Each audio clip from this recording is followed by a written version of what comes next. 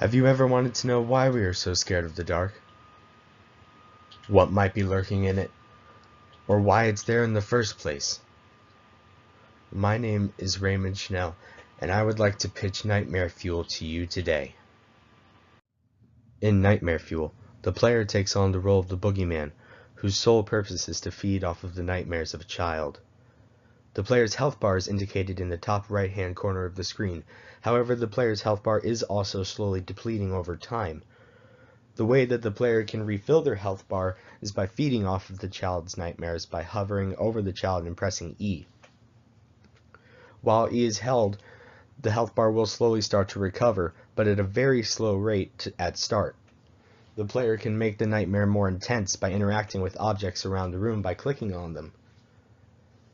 The player also has a timer in the top right corner of the screen, which starts at 5 minutes. However, as soon as the player starts to interact with objects, this timer starts to lose more time more quickly, and the larger the object is, the more time the player loses.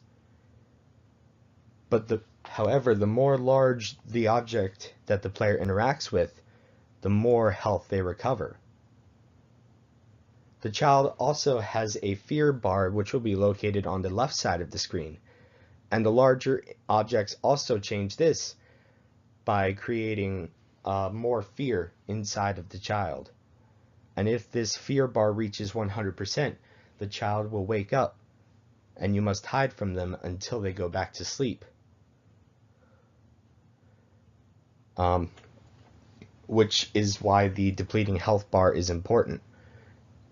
If your health reaches 0 while the child is awake and you can't feed on them, you will die. However, if the timer in the top right corner of the screen reaches 0, the child will start crying, and the parents will come to take the child away into their bedroom where they will feel more safe.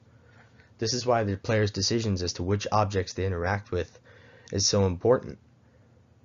If the player doesn't have enough health to last while the parents take the child away into their room, they will die. But if the player has enough health to last while the parents take the child away into their room, then the player will win and start the next level, or the next day. The game is supposed to have a similar art style to the also very popular game also called Boogeyman, released on Steam. Thank you very much for listening to my pitch. I hope you've enjoyed what you've heard, or at the very least you've gained a little curiosity for what goes bump in the night.